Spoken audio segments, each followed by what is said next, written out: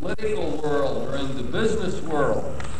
Spirituality talked a lot about reflection and meditation and examining one's conscience, and not a whole lot about how one would humanize or Christianize the economic order, for example. Thus, when people heard it, they often said, well, what's that got to do with me? How does that relate to real life and know it? The spirituality that's available very often didn't make sense to people, didn't fit, and as a result, we end up with very much of a two-tier approach to spirituality. That, well, believe the real word spirituality to the sisters, the nuns or priests. I mean, they're expected to do that kind of thing and will go up and sort of do their own thing, muddle all of this. Or, in worse, some said, well, I'm not cut out for spirituality. I'm not really made for this business. That must refer to somebody else. And very often it made people feel inferior or upset, or simply to absent themselves from the whole effort to improve the spiritual life. Thus, we really do need a spirituality for lay people. Interestingly enough, as I go around giving conferences to priests and so on, I find that the spirituality that the average diocesan priest needs today is very similar to what lay people are looking for. In other words, the typical diocesan priest finds himself weighed down with the same sort of time constraints as the average busy married person does, or one raising a family. Same sort of sense of not enough time to do these spiritual exercises and too many demands, etc.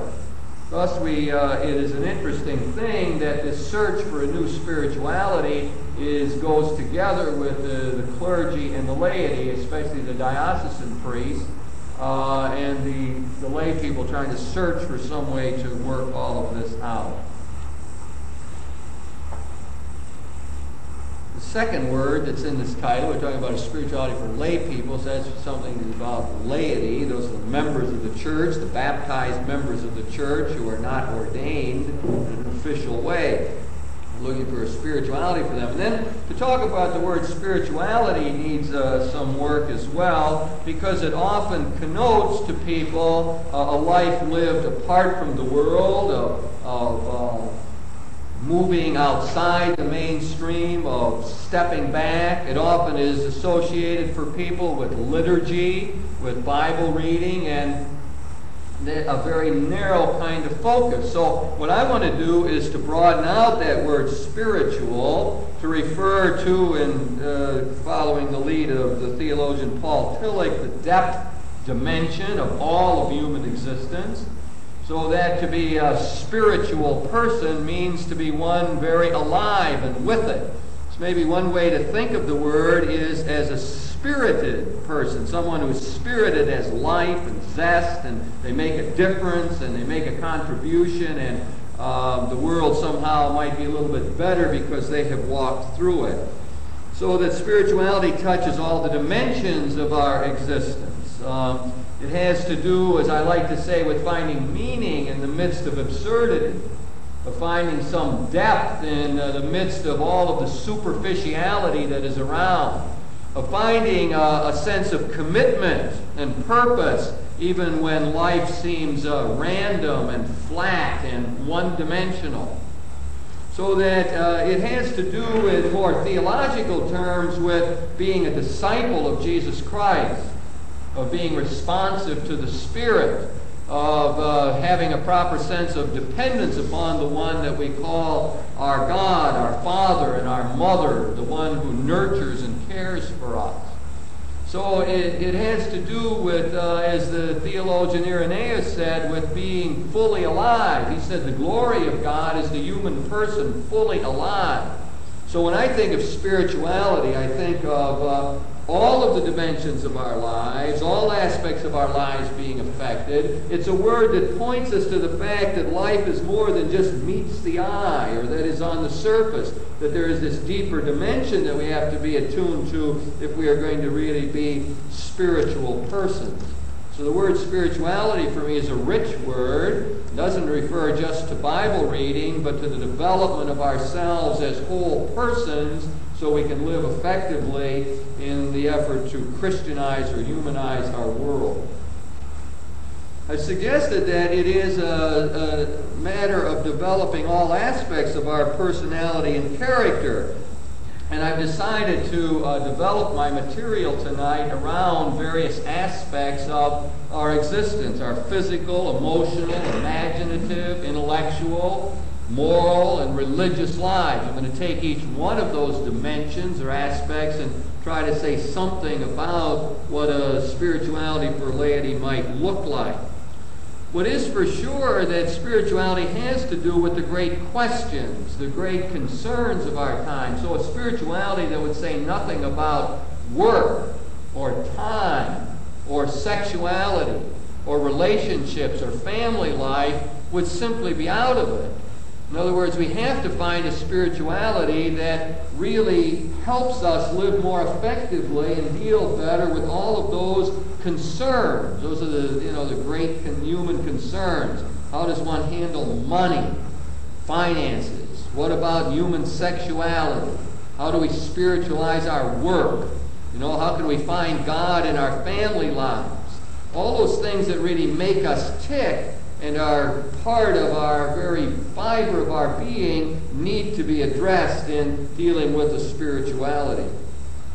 Now, what is clear to me is that there a lot of work needs to be done on this, and at least the authors I'm acquainted with very often are still in a clerical mode. They're still very often borrowing their ideas from Europe, from the great theologians there. And so we really need to work at finding a spirituality that makes sense to us today in the United States, in the 1980s, dealing with these real-life questions, as I have suggested, work and so on. What I'm going to try tonight is just a very touch into that. I don't think we're in a position yet to develop what I call a comprehensive view of spirituality for the lay people. I think we're working it out. And I think people who are serious about trying to grow as Christians all have something to contribute. Sisters and laity and priests together talking and sharing experiences, telling each other how we're trying to function and be better human beings and live out our dedication to Christ. That's how we'll move forward on this. But my perception is that we are just at a very beginning stage and nobody has any great answers to this question yet. That's by way of introduction to the topic and why we're dealing with this question of the laity and what we mean by spirituality and so on. I'm just going to stop there and see if anybody wants to ask me anything, just a clarifying question like anything I said that didn't make sense or you want me to expand upon or locate it so as we proceed we're all in the same wavelength.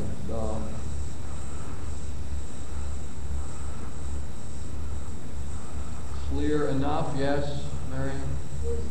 One of the problems with the form of spirituality is that it never touched on human nature, the natural part of life. The natural part? Well, I mean, in terms of operating on the natural level, concentrating so much on spirituality.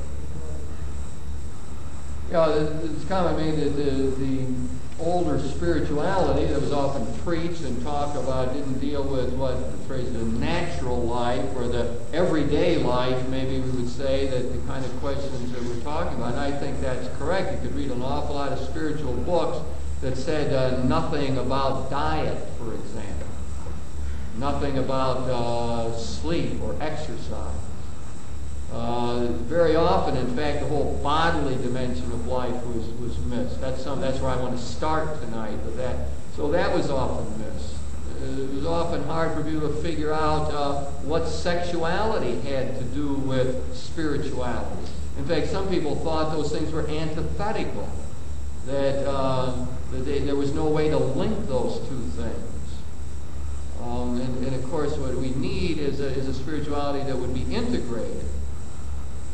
Yeah, I use this, it always flashes in my mind, I've said it so often, but when I mention sexuality, I think we would move far forward when fathers could get their sons aside, or mothers their daughters aside, or vice versa, however you're going to do it, and talking about sexuality, and the father says to the son, something like, when your mother and I show our love for one another, when we make love, that sometimes I feel really close to God. If we could get talk like that, we would begin to bring those two kind of things together. An example maybe of how one would want to begin to speak to make sense out of all of this. But I think you're right. That was the divorce, and that's why people didn't pay any attention to it very often. People listen to sermons or talks and say, well, what's that got to do with me? Oh, that's nice for nuns or priests, but what's it got to do with me? And I think that's the problem that we have to somehow overcome. In trying to go about this, I'm very influenced by a couple of ideas. One is that we human beings are self-transcendent creatures. That is, we human beings are the ones who are striving, who are moving forward, who are at least called forward. That in one sense it seems as though the great sin in life is to get stagnant, to settle into mediocrity, to say, well, that's it, that's as far as I'm going, that fault I'll never get rid of, I'll never will learn to pray, never will be a better person. It's to stagnate. And whereas the kind of theological anthropology I want to propose, or understanding of human nature, is that we are called forward, that we are asked by God to develop ourselves, that we shouldn't get fixated. We always should be looking at the obstacles to our growth and seeing how we can move beyond them. So we are, as I like to say, self-transcendent creatures. We are moving beyond, called to more, always. The image I have is, again, borrowed from Paul Tillich. I don't know why he's on my mind. But it was said of Tillich, he was like a man on a bicycle. The only way he could keep his balance was to keep pedaling and to keep moving. And part of the problem with spirituality is clearly balance. And if we think of ourselves as people on a bicycle, then it is clear we have to keep pedaling. We have to keep working at it in order to maintain our balance in life. To settle back and to become stagnant, to become passive, to become dependent, keeps us from growth. So that's the image that goes with self-transcendence in my mind tonight. That is, on the bicycle, keep pedaling to keep one's balance and in order to move forward. The second sort of background point or understanding of ourselves is that we are multi-dimensional creatures. And that's what really shapes my whole lecture tonight. So we are bodily creatures. We have to eat food and get sleep and so on in order to function well. We are, in that same mode, sexual creatures. We relate to one another as males or females. We are emotional creatures. We get angry and we feel a sense of pride in accomplishment. We are imaginative creatures. We have the ability to project ourselves into a future, to think of these might be better, the ability to recall the past, and to think through how we've done in the past. We are imaginative creatures, third dimension of our existence. We are intellectual creatures. We have the ability to make judgment about what's true and false and how to best proceed and become better persons.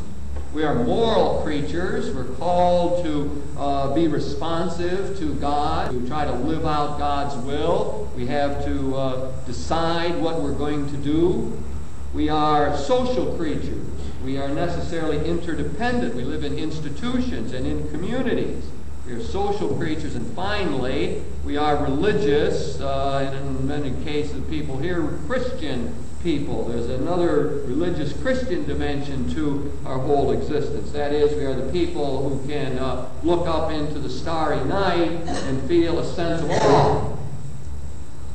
We are the people who can fall down on our knees and pray to whoever it is who's running this whole world of ours. So we have these interesting abilities. and various aspects or dimensions to our lives, and that's one way of organizing this material. Certainly not the only way, but maybe we'll go about it like this. So the first dimension I want to talk about is the physical, which is really crucial to the whole of spirituality. Now, very often we've neglected that entirely in the past, as I suggested before. A story that goes with this. I think it's one I've used before. You have to bear with me. But there was a woman who was very interested in being a better mother. And this woman who wanted to be a better mother was trying to figure out how to be more patient with her children. She yelled at them all the time. So it was suggested to her that maybe what she should do is say a prayer each day so that she could be better with her children. So she tried that, and she was bitchier than usual. So then it was suggested that any good mother really ought to be a good example. And if she used that foul language with her children, they'll probably start talking that way, and they will also be out of sorts. So she tried that, and it made no difference at all.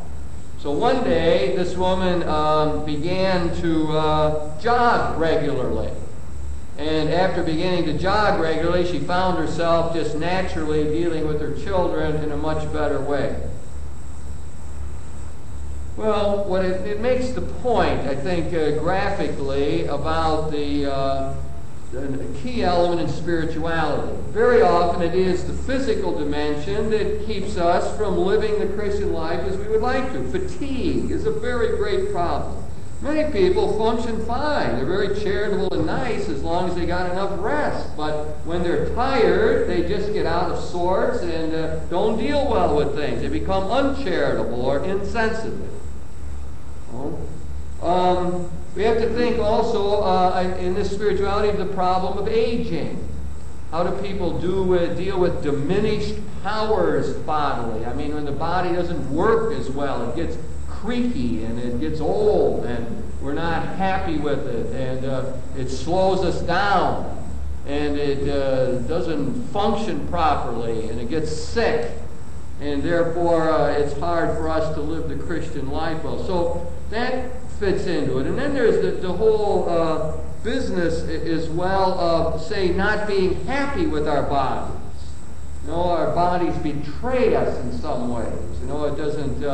One gets out on the golf course and says, I want to swing slowly, slow on the backswing, not down fast, come down slowly. One gets up and the usual, like this, all the hackers we see on the golf course. So one knows that the body's not responsive. It doesn't do what we want it to do. This becomes a great problem for us in trying to function effectively. You think of all of the sexual dysfunction that causes people so many problems, frigidity problems or impotency problems and so on. Now, I must say to begin with that in my responses to this, or trying to work out this spirituality, I'm going to be very limited, and I'm only going to make a few suggestions of ways that we might do a little bit better. I'm not in a position to try to deal with all of the physical problems that might be around. But what is clear to me in responding to this kind of thing is that spirituality has to care for the body. I think of it this way. We were given a genetic package, and we ought to do the best we can with it. Now, some of us aren't thrilled with the genetic package, I mean, the way it came out, here we are. But my sense is that a spirituality says, do at least the best you can with it. That might mean proper diet. That might mean regular exercise, getting sleep, working out proper sleep patterns, and so on.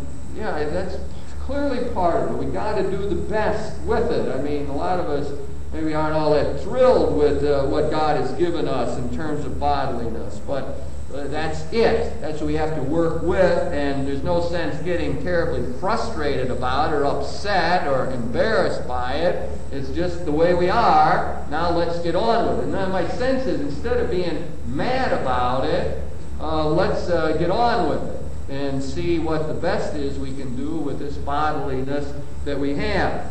There's sort of a theoretical sense I have of this, that we are our bodies. We don't want to divorce ourselves from that body. I think we want to stay with it and say, that's me. You know, we are our bodies. Bodliness is part of it. We might wish we were an angel and wish that we could be in two places at one time and wish we didn't get tired, but that's not the reality. We have to stay with the reality and try to work the spirituality out that way.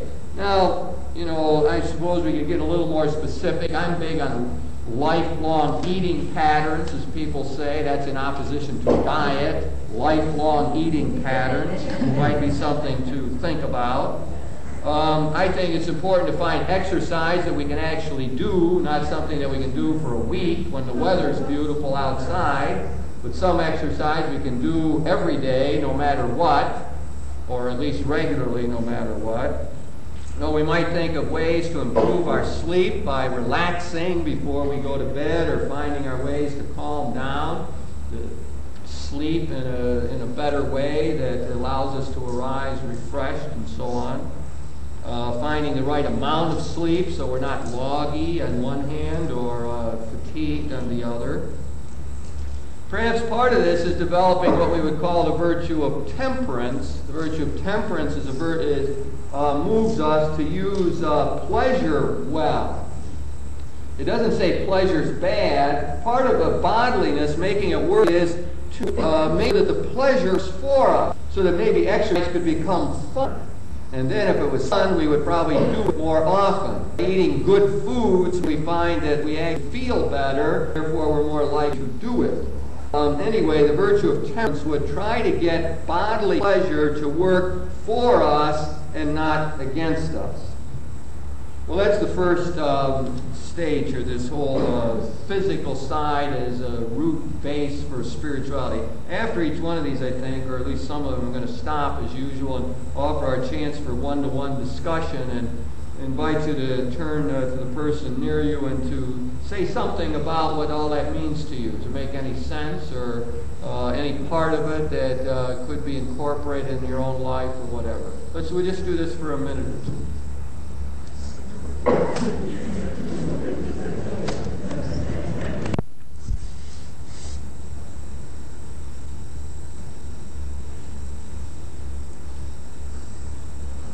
I'll go home and jump rope. That's something you can do inside in bad weather. Okay, I'll move into the next dimension here, which is the emotional side of things. Again, very often I have examples in mind, either composite stories or individuals that come to my mind when I think about spirituality. I'm thinking a lot tonight about people who I've seen make progress.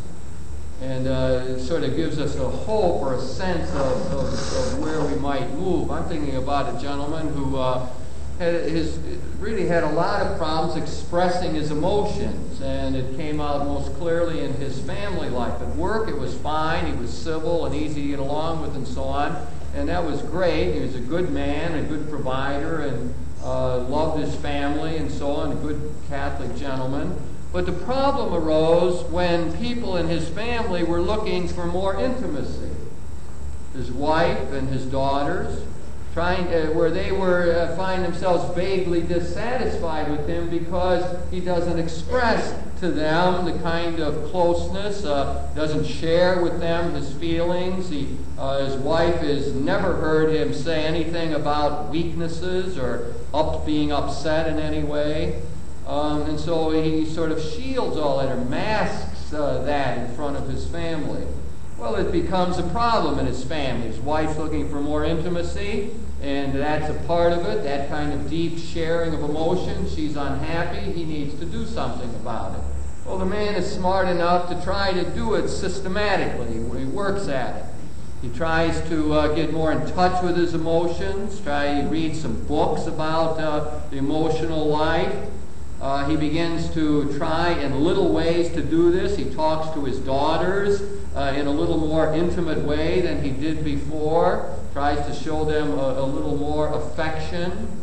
He tries to remember to pay his wife some honest compliments, which puts him in touch with some of his deeper feelings about her.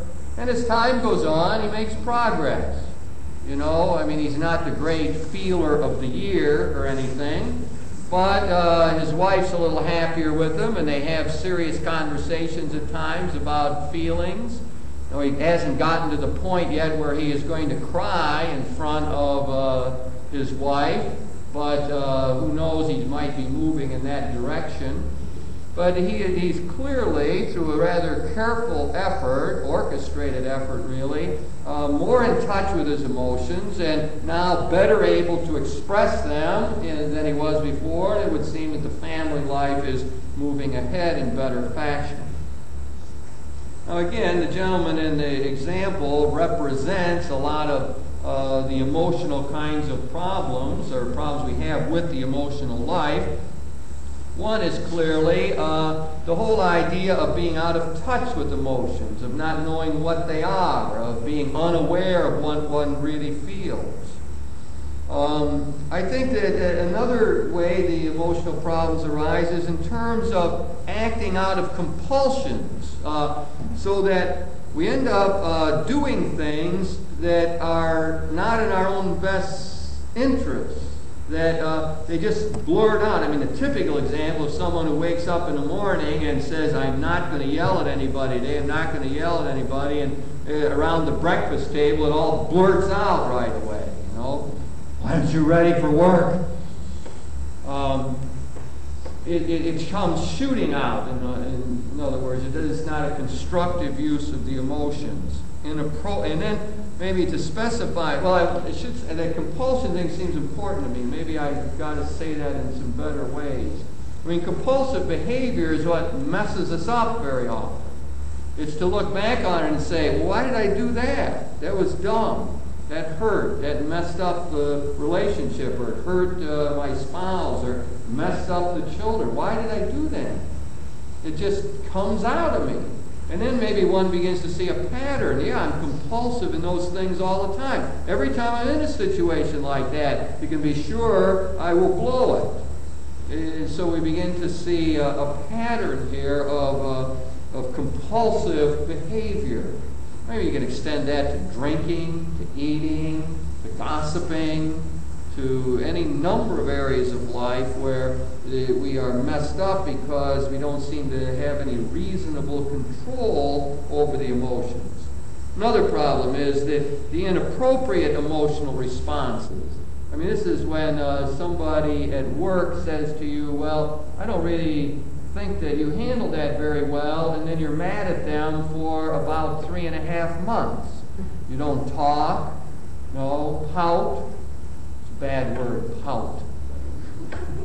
My mother's shaking her head. No, I say it's the first bad four-letter word I ever learned. My dad told me that. It's bad to pout. Pout is a bad thing to do. Sometimes your mother pouts, he said.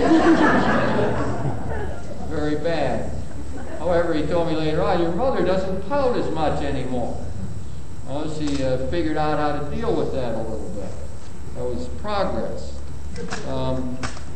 So we got a lot of problems here about this compulsive behavior, and then the inappropriate emotional responses where whatever comes out doesn't fit. We're too angry, or jealous, or too upset, or something doesn't fit the situation. So very often emotional blocking is what's really in the way. I mean, people come to me very often. They might say, I got an intellectual problem. I don't know if I can really believe anymore in the presence of Jesus in the Eucharist. Well, if you probe a while, you find out, well, what's wrong is they don't like to go to church anymore. Why don't you like to go to church anymore? Oh, I don't know. I feel comfortable there. Well, why do you feel comfortable there? Well, I all started when I moved in with my girlfriend. You ever say, moving with my girlfriend, I feel guilty. I go to church and I feel comfortable there. Presenting problem, I don't believe in the real presence anymore. The real problem has to do with the question of living with a friend.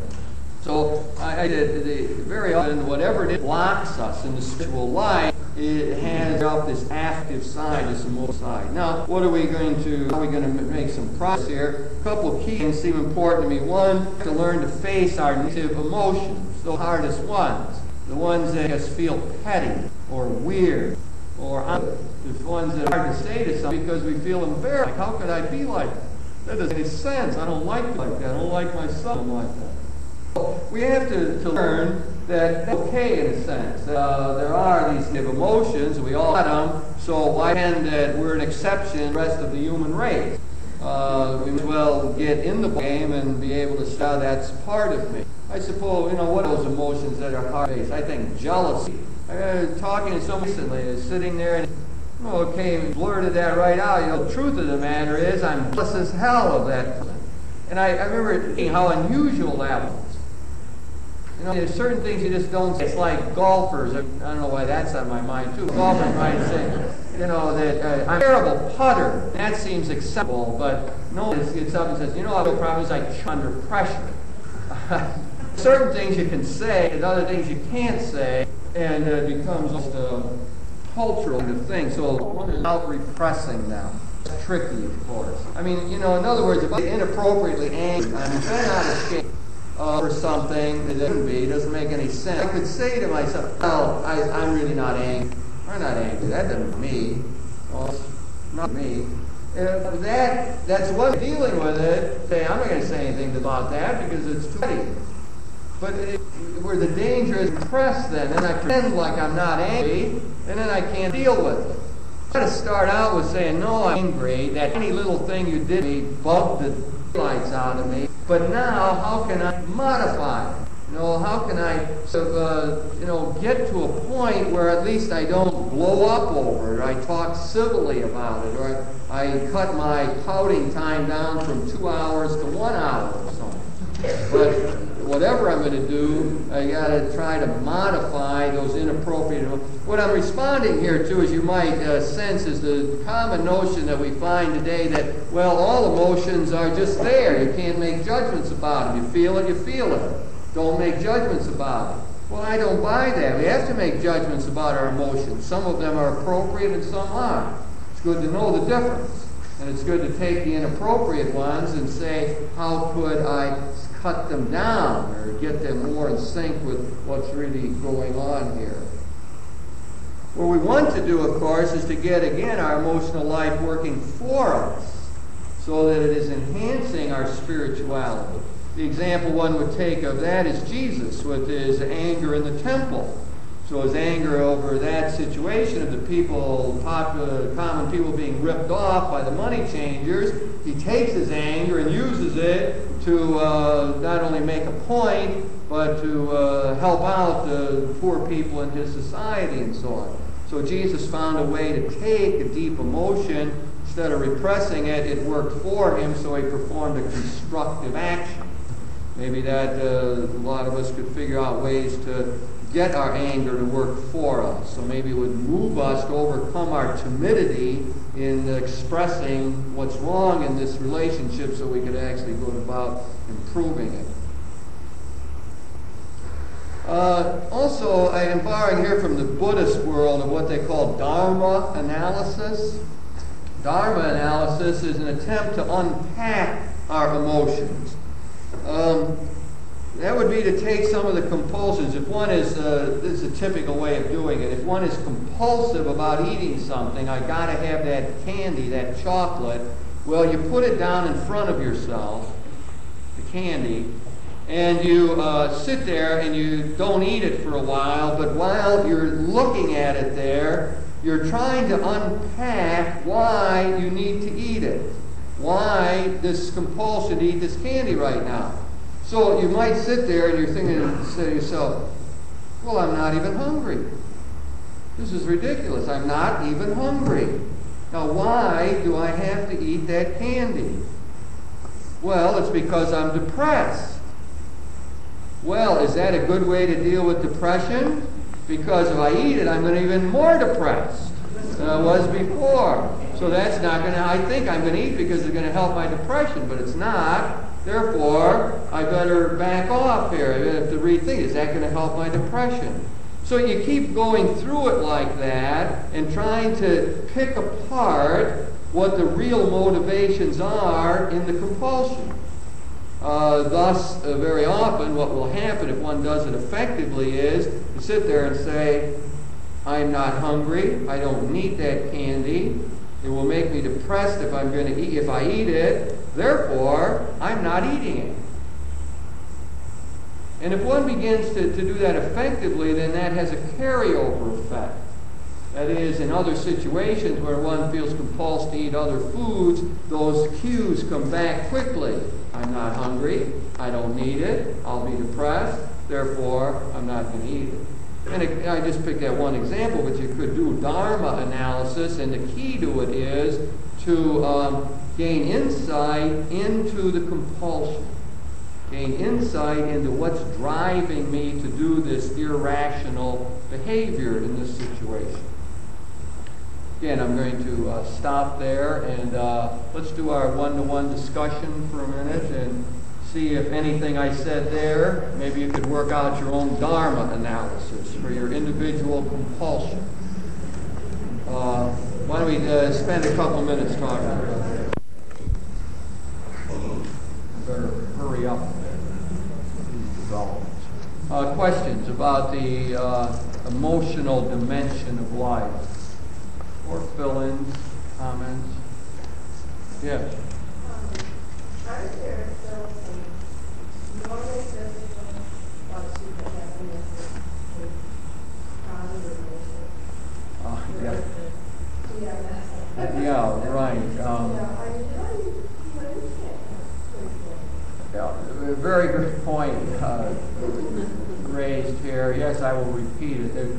The point is made that sometimes the bodily situation affects one's emotions, and the example given was of PMS, premenstrual syndrome, I guess we would initially stand for. And yeah, I mean, I think that part of the whole of the spiritual, Karl Rahner said, the whole of the spiritual life is found in that notion of self-acceptance. And that becomes a crucial substratum of everything else. You know, it's part of what I was saying. This is the genetic package I've got. You know, what am I going to do with it? I got to do the best I can. And I think the same thing goes for when the emotions are touched by the bodily existence. I mean, I suppose one has to use one's head, cut down on salt during that time. I'm told is a very important thing to do. People have other, techniques they find. So I would say that, someone who just was that way and wouldn't use any of those things that modern medicine has found out to help with that particular problem and say, well, it's just the way it is, once a month you have to put up with it. Well, I mean, I don't know that makes a lot of sense. I think one would have to do what we can with our bodiliness to try to help with that. Then I think the next step I see is that there has to be an acceptance that, I mean, this is the way it is. It's going to be a tough few days, and I have to do the best, and I learn what I can do during that time. I have to stay away from certain people, or I have to, yeah, right. Or maybe, one of the signals is to the husband, it says, hey, this is a time we need a little more tender, loving care here. And or whatever it is, maybe you got to stay away from me, or maybe you need to be more tender, whatever it is. But I mean, it seems to me one could enlist the help of others in dealing with that kind of thing. And I don't think that's not that you picked out one example. It was a very good one. I mean, we could probably find a lot of other things. I mean, some people out of sorts when they have a cold. I mean, I think I'm dying when I have a cold. So all of us find a bodiliness that that messes up in some way. But I mean, that'd be the next step. I think it's the second thing. I was to do what we can. Then we need a certain acceptance. This is going to be a tough time, and I'm going to make some mistakes now, and I'll be edgy, and I'll be harder to get along with. And then thirdly, let's see if we can't make it less intense. See if we can't get help with it, or how we're going to function that time. But that's a good point. A lot of our emotions, that's right, they come unbidden. I mean, I'm not saying, when I say emotions are inappropriate, I don't mean that we can control them. I mean, obviously we can't. That's the very point. I mean, we're taken over by our emotions very often. Although, I remember dealing with a guy in anger, a professional man who had a lot at stake, and his anger got in the way. and he nearly had to deal with it. And I did all the usual techniques. In fact, he bought a punching bag and put it down the basement, and he worked out for hours in that bag. It was ruining his hands and so on. And none of that ever worked. I mean, he did ventilate, but it didn't get any place. And I remember what we came upon was this image that was like inside of him were two live wires. And as soon as those live wires engaged, it's all over. His temper's gone. There's no way to stop it. He's going to be terrible to deal with. But he had to learn not to let him engage. That was what he had to learn in life. And there were signals to him when he felt that beginning tension. That's when he had to get away, right away. He had to do something quickly so it never engaged. He could have punched a bag. We did that for months. He's going to have broken hands, which wasn't good in his profession at all. And so that it was, he had to find a way, and he found it. But that's, the emotion, once it started, he was downhill, but he could keep it from getting engaged. Don't let those wires get together inside of it. So I think there's ways we can deal with our emotions, although we can't control them.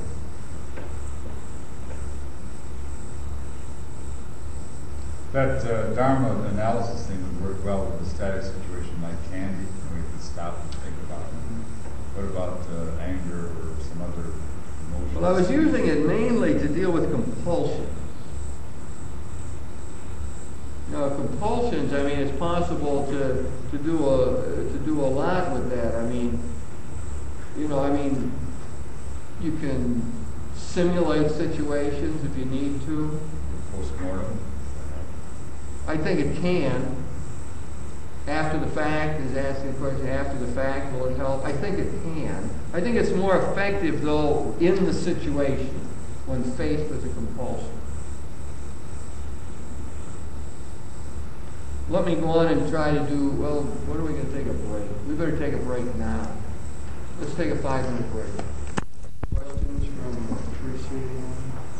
People recognize I have not managed my time very well since I have 1, 2, 3, 4, 5 more dimensions to our existence that I wanted to deal with. I'll have to do those in briefer fashion. You ready? Shall we go on? It seems like some people left. Their coats are still here. That might be an indication they're coming back. So, maybe we'll wait a couple minutes. Who's got a good question? I'll probably try to complete my material here, lest I will have to do this in briefer fashion. Again, I have an example in mind. I'm on imaginative now, the next dimension. And I'm dealing now with a single woman with poor self-image. She's got a heavy image of God. God's pretty much of a judge, and she's pretty afraid of mortal sin and going to hell. It makes her in her life very dependent person, almost paralyzes her very often. She can't function. One day she decides, I don't want to live like this anymore. This is ridiculous. So she goes and she starts doing something about it. She gets some of those self-help books. And once she gets one that talks to her about positive imaging, she's supposed to try to imagine herself as a better person and as the kind of person she wants to be. She takes some psychology courses, learns more about how we function and so on.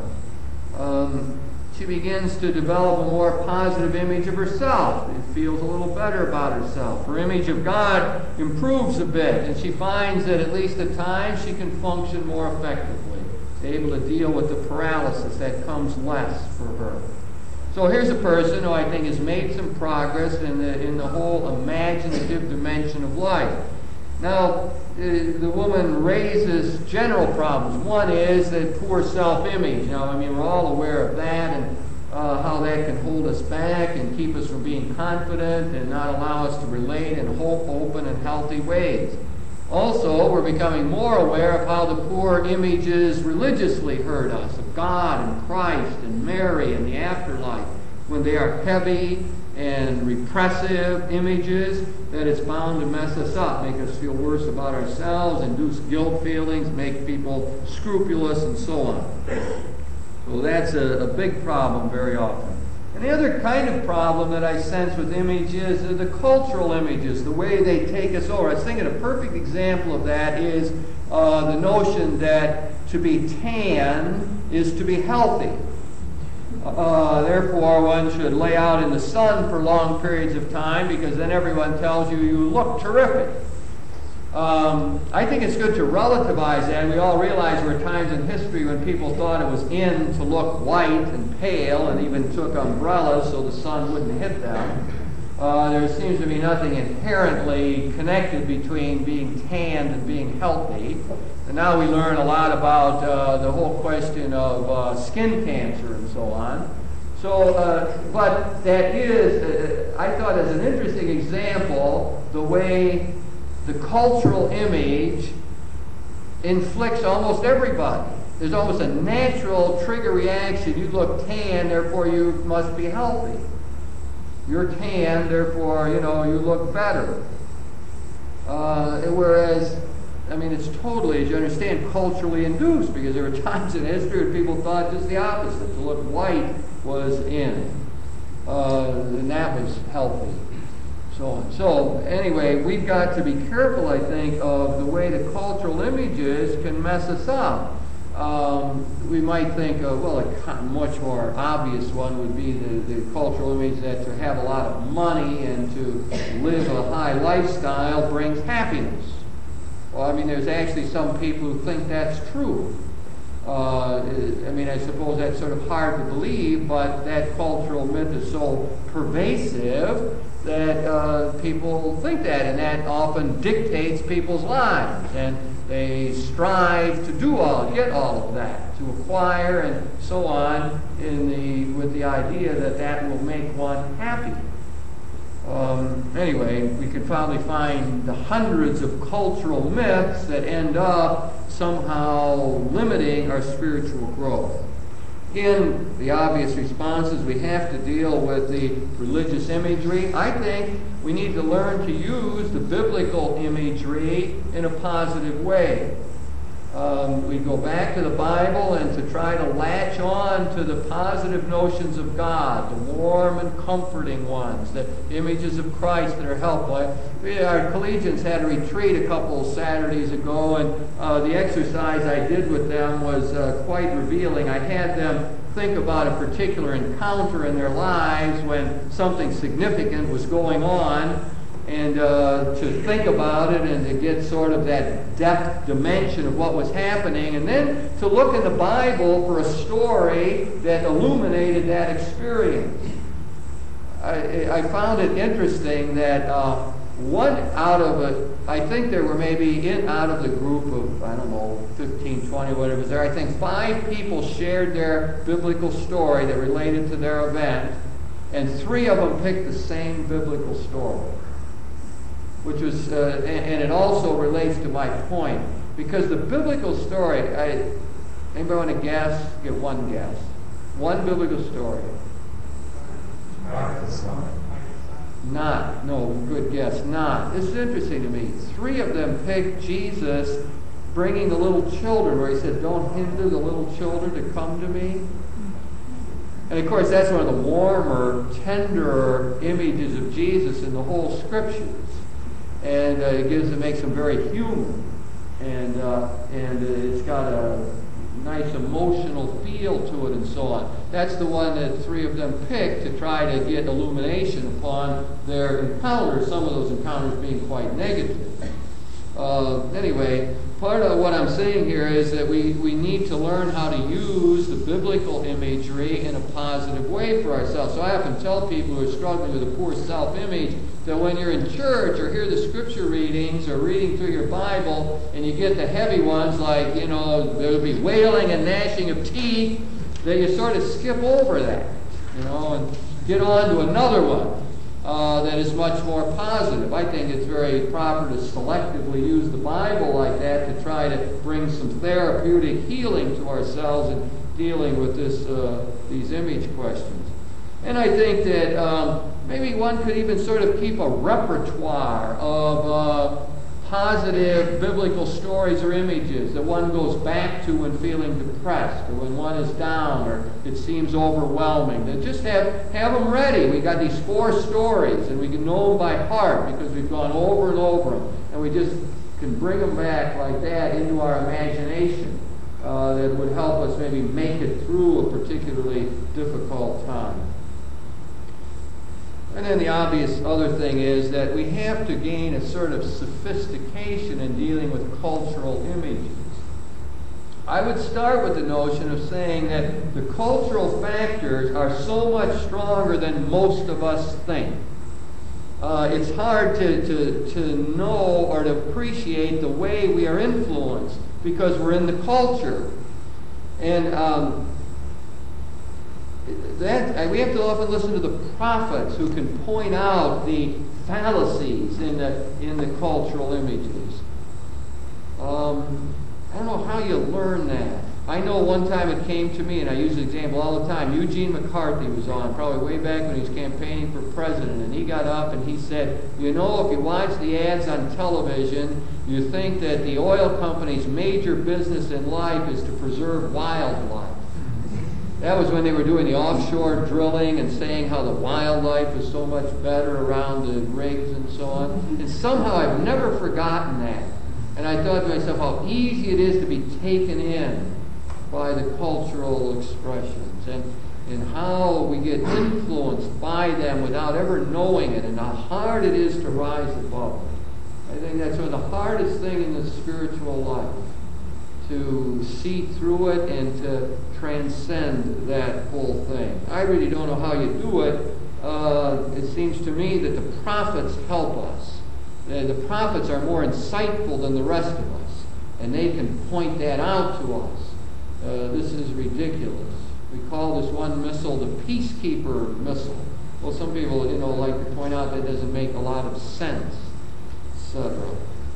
Anyway, we have to find our ways. I'm not very helpful in knowing how to do that.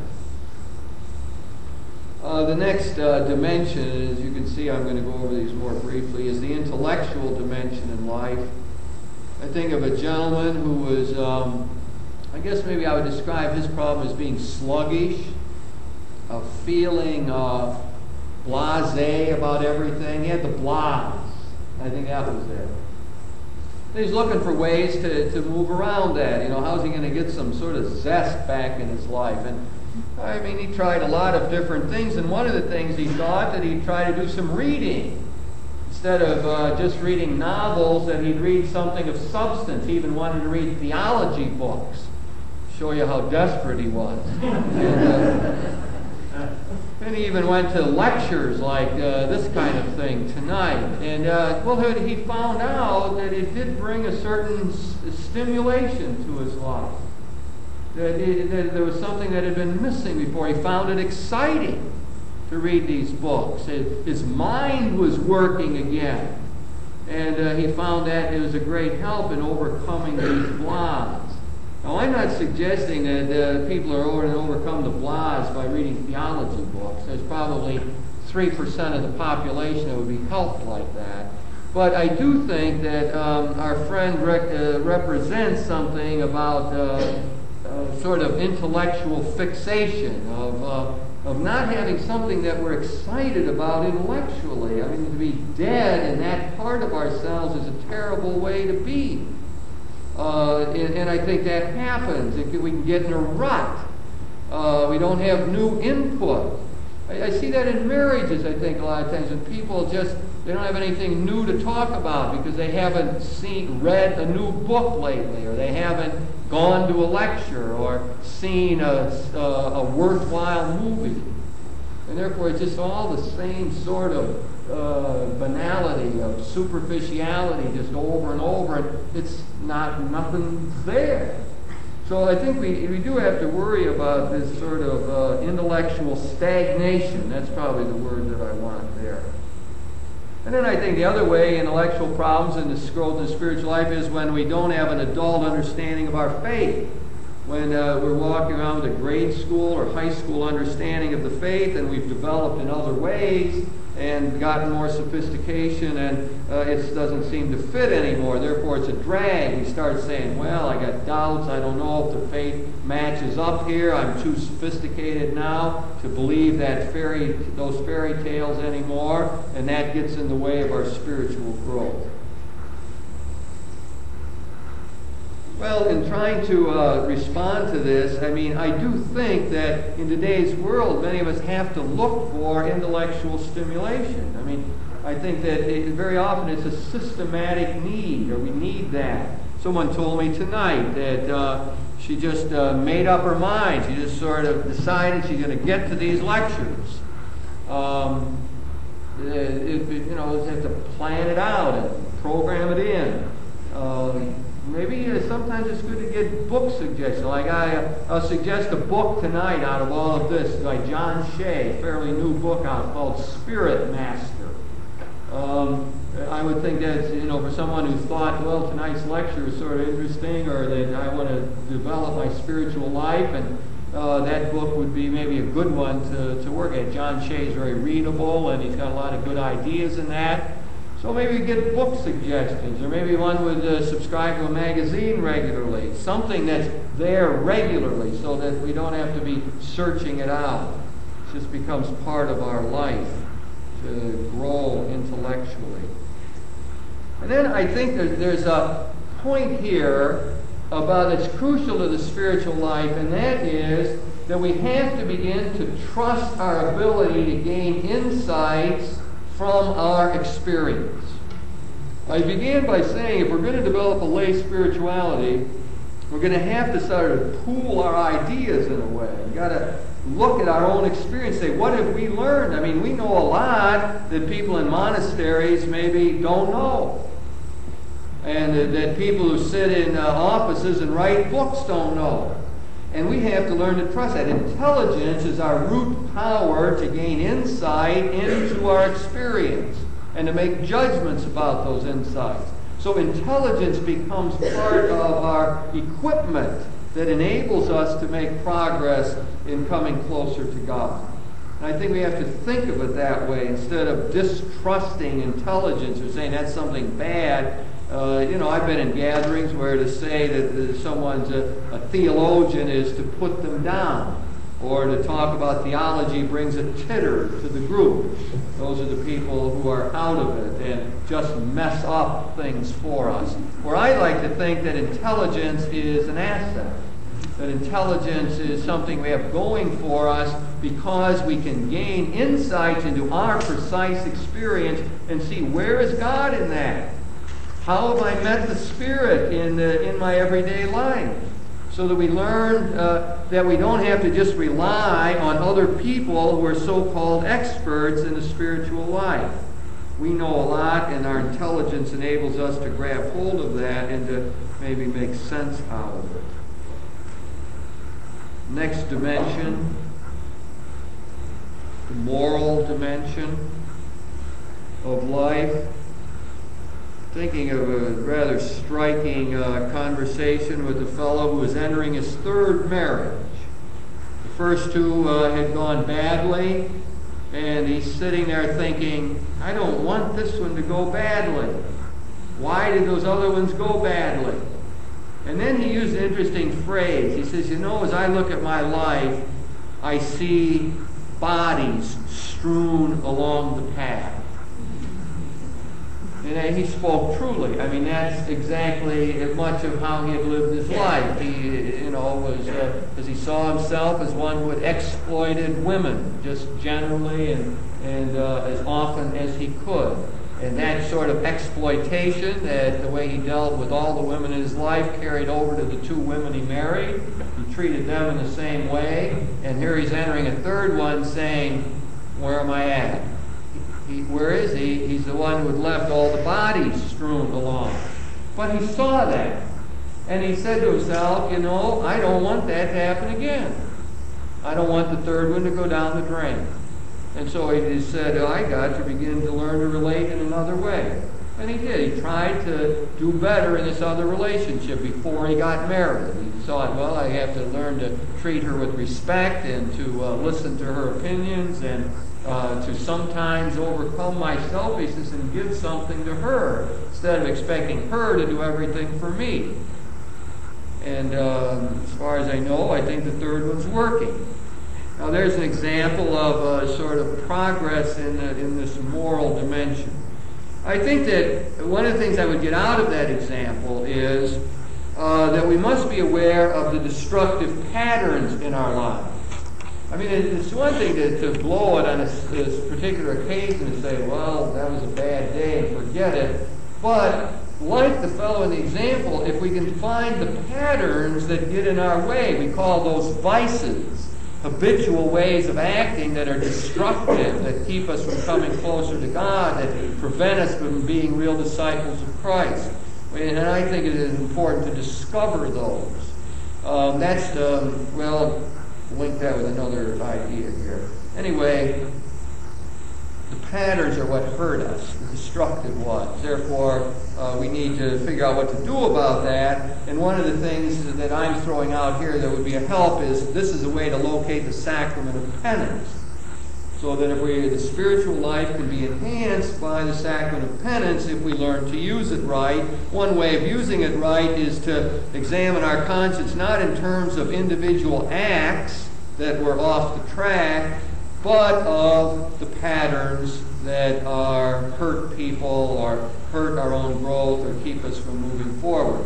Where are the habitual ways of acting? Then, when I'm in touch with those, I can begin to say, why do I always, or most always, or generally act in this way? Why do I gossip about these three people regularly when I don't gossip about others? Then I could begin to figure out how I might overcome that. So the sacrament of penance seems as though it could be very good if we learn to use it in a creative way. Even the penance could help us. So if we take the example of this fellow, if he went to sacrament of penance over that whole matter, then the priest might say to him, well, what you need to do is at least once a day do some extra kindness for this woman you're thinking of marrying. So that he would try to get into the habit of thinking in those terms of not just being selfish, but of trying to respect her and be in tune. He'd have to then learn what are her needs. And I think that's something that we should think about in the spiritual life. What I want to do, this relates to Bertha's question before, what I want to do is get to the point where I sort of naturally do good things. Virtue is like second nature. It's a habit that enables me to do the right thing without thinking about it or planning it, and with pleasure and without great strain or stress. So that the spiritual life needs to grow organically and to have a certain ease about it. So that one could say, well, I have a natural compassion. I'm just compassionate, that's all. And therefore I use that enables me to be charitable. I'm able to reach out and help others when I see them in need, because that's just the way I am. That would be a good place to get. So what we'd like to do is, as St. Paul reminded us, is put on the mind of Christ. So that we see the world through the eyes of Jesus Christ, then we would be able to respond naturally. So this is the opposite of the grit your teeth approach to morality, where we are always fighting ourselves and biting our tongue so we won't say something wrong. We're clutching the rosary so one isn't going to masturbate at night. Or whatever it is that is this hard, strict kind of thing, so that it becomes an easier business to be good. So we want to develop the virtues in the moral life. Having the feeling that truncating this material, limiting it this way, is I'm not making the points as effectively, but I guess it's a trade-off. The second, are the two more to go dimensions, the next one being the social dimension. We are interdependent creatures. We live in institutions. And in communities, we need to be responsive to others. That's an important dimension of our existence.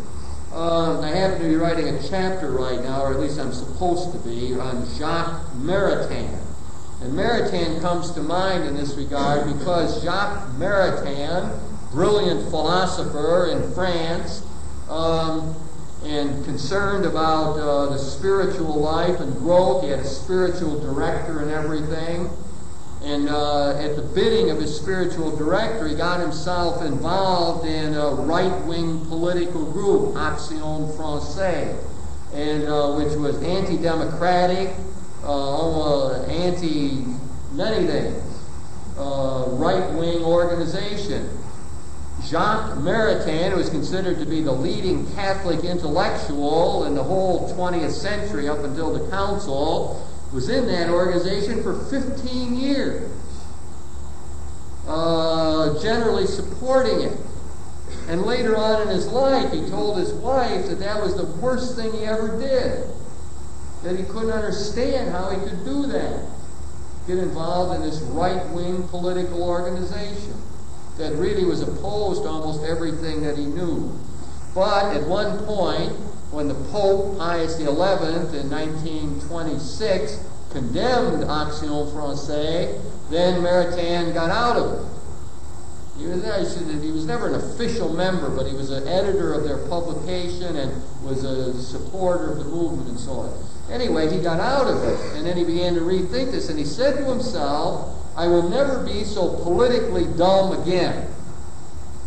I will study and achieve a certain political sophistication so I don't get roped in again into this sort of political activity that doesn't make sense. Well, I think the story of Maritain is terrific in terms of social progress in the spiritual life. Part of our concern is, of course, that we are too individualistic in our approach to spirituality, that you get to this section of the talk and you switch your buttons off and say, well, the rest of it was nice, but this is part I don't care about, this social, political, economic side of spirituality. So we got an excessive individualism or privatism along this line. And I suppose the other thing is that a lot of us could identify with Maritain and say we've never achieved the kind of sophistication in the political economic world that we might have, say, in running a family, or in studying theology, or in 100 other areas of life. And I think that what becomes important in responding in the spiritual life is to say we need to know the social dimension of the gospel, that Matthew 25 is a beautiful gospel reading on the Feast of Christ the King. Jesus, a very interesting choice of gospel, where Jesus doesn't look like a king at all, but he looks like one who's identified with the poor, the suffering, the homeless, and so on. We must learn that that social dimension of the gospel is crucial to being a developed spiritual person. The love of God and love of neighbor must go together. We need to be the people who are concerned with improving institutional life as well as our private individual lives. I think an important part of that is to know the Catholic social tradition, for those of us who are at least in the Catholic world. There's a whole body of social thought since 1891. Leo XIII, Rerum Novarum, and great social encyclicals that have been issued, largely unknown in the Catholic world, that it would be good for us to know. And then maybe it's also important to try to learn more about the political processes that are operative in our country, how the system works, what can be done to modify it or change it, and so on. In this regard, I often use that example of networking, the importance of forming coalitions, of joining groups that support our general notion of things. So people want to improve government and say, well, what could I possibly do about it? Well, maybe one would join Common Cause, organization started by Mr. Gardner a number of years ago that lobbies to try to improve the functioning of our governmental system, that we would multiply our efforts that way. Anyway, I think the Jacques Maritain story is interesting. Maybe some of us would look back at the way we voted in particular elections and say, you know, from my vantage point now, I can't believe I ever did that, or that I ever supported that candidate or that president. And maybe we have grown a bit and are able to look at it in a better way. And the final part of this presentation is the religious Christian dimension of life.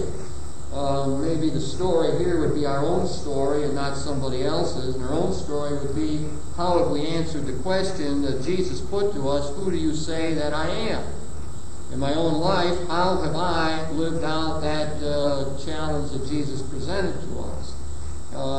Have I ever formed in any way a clear relationship with Jesus Christ? Is he influential in my life? Is what he stood for and taught really have any impact on the way I make my own decisions? And I think when you look at the religious dimension of life and the problem areas we encounter, one difficulty, of course, is the lack of meaning in life, no really ultimate purpose, maybe nothing we're really committed to. These are what I call the religious questions broadly put. If someone says to me, you know, well, I don't know what it's all about. I'm totally lost. I don't know where I'm heading. I don't have anything I treasure. I don't have anything I'm really committed to anymore.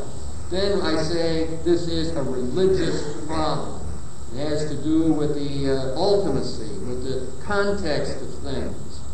And I think that we need to search for religious answers to this. Perhaps some people would say, well, I really don't have a relationship with Jesus Christ. I don't even know what that question means. The thing that I would develop in response to this is the whole idea of prayer.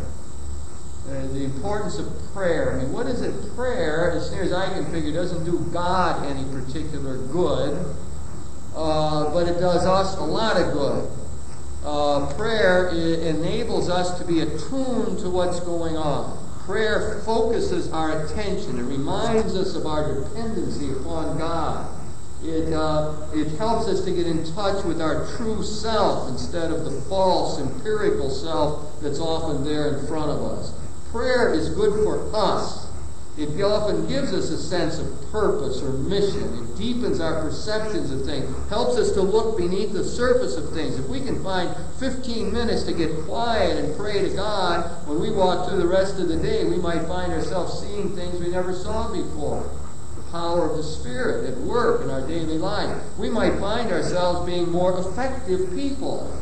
Living a better life and being more charitable and sensitive because we took this time to pray. For many of us, the real problem is finding that time.